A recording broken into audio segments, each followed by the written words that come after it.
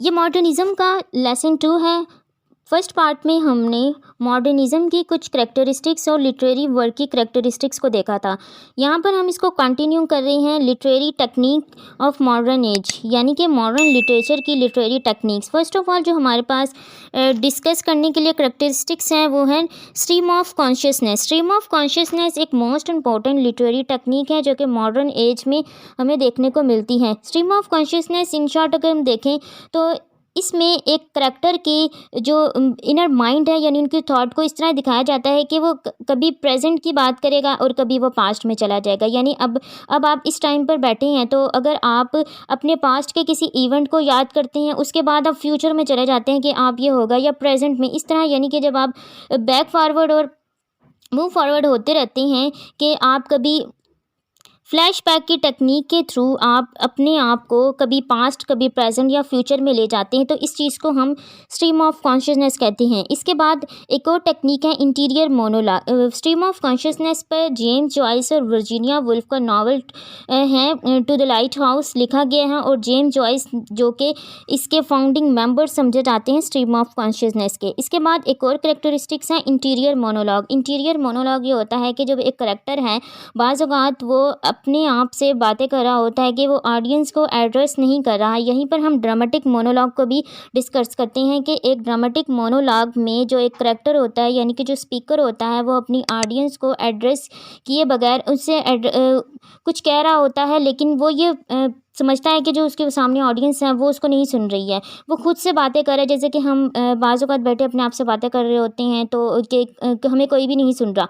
तो इस चीज़ को जब राइटर्स ने पोइट्री में या वर्क में इंट्रोड्यूस करवाया तो इसको इंटीरियर या ड्रामेटिक मोनोलॉग कहा गया कि जो स्पीकर है वो खुद से बात कर रहा है, लेकिन वो एड्रेस कर भी रहा है और वो हमें नहीं भी करता दिखाई दे रहा।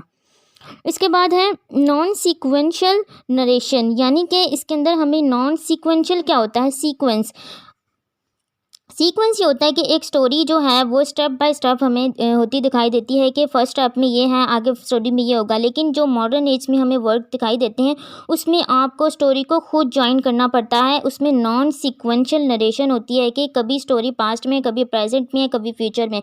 जिस तरह के टोनी मॉरिसन का एक नावल है जैज़, उसके अंदर इन्होंने हमें स्ट्रीम ऑफ कॉन्शियसनेस के थ्रू एक इंटीरियर मोनोलॉग भी दिखाया है कि एक करेक्टर जो है उसकी स्टोरी को हमें खुद रीफ्रेज करना पड़ता है, उसको ज्वाइन करना पड़ता है कि ये बेसिकली स्टोरी किधर से स्टार्ट हुई और कहाँ, क्योंकि उसमें स्टार्टिंग, मिडल एंड एंड, इसमें नॉन सीक्वेंशियल नरेशन हमें दिखाई गई है। इसके बाद है सिंबोलिज्म एंड इल्यूजन। सिंबोलिज्म हमने अभी डिस्कस किया है। इल्यूजन्स का मतलब होता है कि डिफरेंट जो एक्सपेरिमेंट हैं वो हमें दिखाई देते हैं किसके अंदर, राइटिंग में।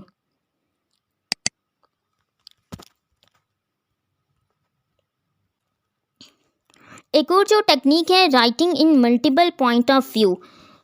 पहले हम जो भी नावल देखते हैं, जैसे कि हम विक्टोरियन एरा में देखें तो हमें जो पॉइंट ऑफ व्यू वो होता है कि जो नावल या कोई स्टोरी आपके सामने नरेट की जा रही है कि वो फर्स्ट पर्सन नरेशन है या थर्ड पर्सन है। लेकिन जो मॉडर्न एज में वर्क लिखे गए उसके अंदर multiple point of view use किए गए, यानी कि एक डिफरेंट वॉइसेस यूज़ की। जैसे कि वेस्टलैंड एज अ एग्जाम्पल लें तो इसके अंदर जो हमें पहले पार्ट में कोई और स्टोरी नरेट करता दिखाई देता है, इसके कुछ लाइन्स के बाद कोई और हमें स्टोरी नरेट करता दिखाई देता है। इसके बाद इनका जो पॉइंट ऑफ व्यू है वो चेंज होता रहता है, कभी फर्स्ट पर्सन से थर्ड से फर्स्ट की तरफ, और डिफरेंट वॉइसेस यूज़ की हैं टी.एस. एलियट ने।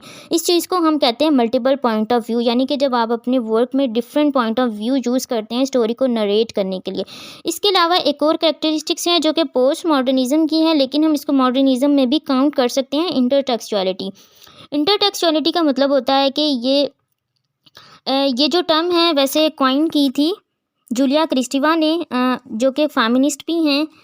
इन्होंने ये बताया था कि जब एक राइटर अपने वर्क में किसी और वर्क की जो कोटेशन, साइटेशंस, जो उनकी कुछ लाइंस हैं उनको कोट करता है, इसको हम इंटरटेक्सचुअलिटी कहते हैं। यानी जब आप अपने वर्क को दूसरे वर्क के साथ रिलेट करने के लिए, यानी थीम्स के थ्रू आप डिफरेंट राइटर्स की लाइंस को लेते हैं यानी बोरो करते हैं, उसको हम इंटरटेक्सचुअलिटी कहते हैं।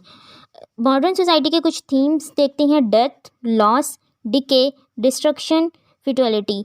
ये मेजर थीम्स है जो आप किसी भी मॉडर्निस्ट वर्क में एनालाइज करेंगे। कोई भी आप मॉडर्न वर्क देखें उसके अंदर आपको ये 5 थीम्स जो हैं, डेथ यानी कि इसमें हमें एक बड़े पैमाने पर डेथ दिखाई देती है, लॉस दिखाई देगा। किस चीज़ का? हर चीज़ का लॉस, कि इंसान ने मॉडर्न एज में किन किन चीज़ों को लॉस किया। डिके यानी कि हम किस तरह हमारी तबाही हुई, हम किस तरह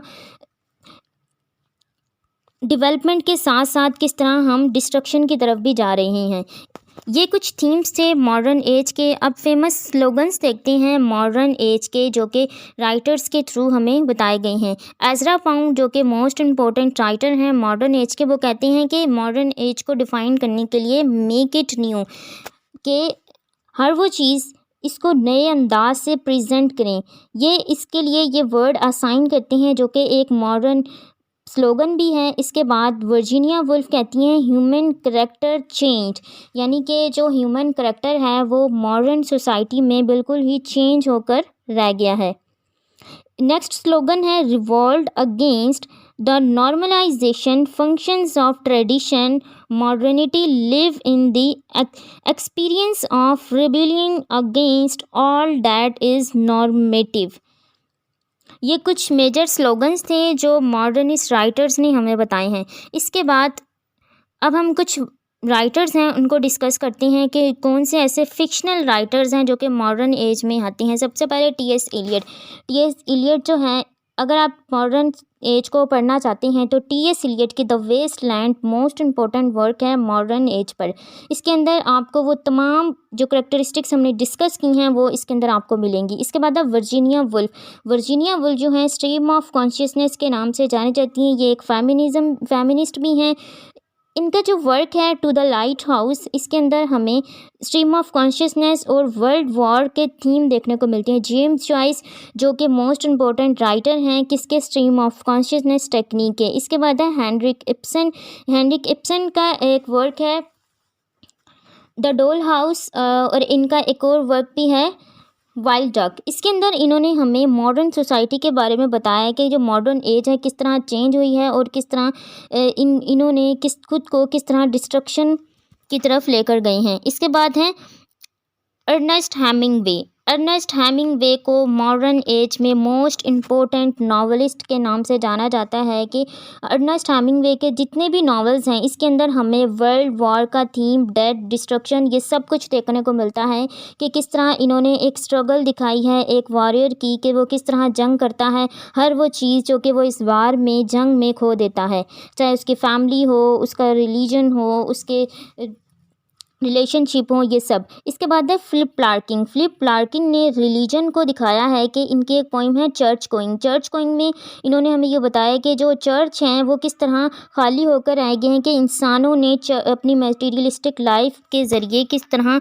वो खुद को रिलीजन से दूर कर लिया है और वो चर्च में जाना बिल्कुल ही पसंद नहीं करते। इसके बाद इनकी एक और पोइम भी हैं, एम्बुलेंसेस हैं, 1914 हैं। ये इन सब में इन्होंने वर्ल्ड वॉर के बारे में हमें दिखाया है। एजरा पाउंड, जोसेफ कॉनरैड भी मॉडर्निस्ट राइटर हैं जिनका एक मोस्ट इम्पोर्टेंट वर्क है हार्ट ऑफ डार्कनेस।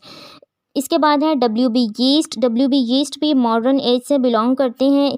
इसके बाद है फ्रांस काफ्का जो हैं वो एक मॉडर्निस्ट नॉवलिस्ट हैं। इनका एक वर्क है मेटामॉर्फोसिस, जो कि एक मोस्ट इम्पोर्टेंट एग्जाम्पल है मॉडर्निस्ट वर्क की, जिसके अंदर इन्होंने एक करैक्टर की ट्रांसफॉर्मेशन दिखाई है कि किस तरह वो मॉडर्न सोसाइटी में रहता है और वो किस तरह खुद को मटेरियलिस्टिक लाइफ के करीब कर गया, और जब वो अपनी फैमिली मेम्बर्स के लिए काम करने के नाकाबिल हो जाता है तो इसको किस तरह निगलेक्ट किया जाता है और एट दी एंड उसकी डेथ हो जाती है। कि जो इंसान है वो सिर्फ रिलेशंस को सिर्फ उसके पैसों के थ्रू देखता है, यानी मटेरियलिस्टिक लाइफ को फ्रांस काफ्का ने अपने नावल में दिखाया है।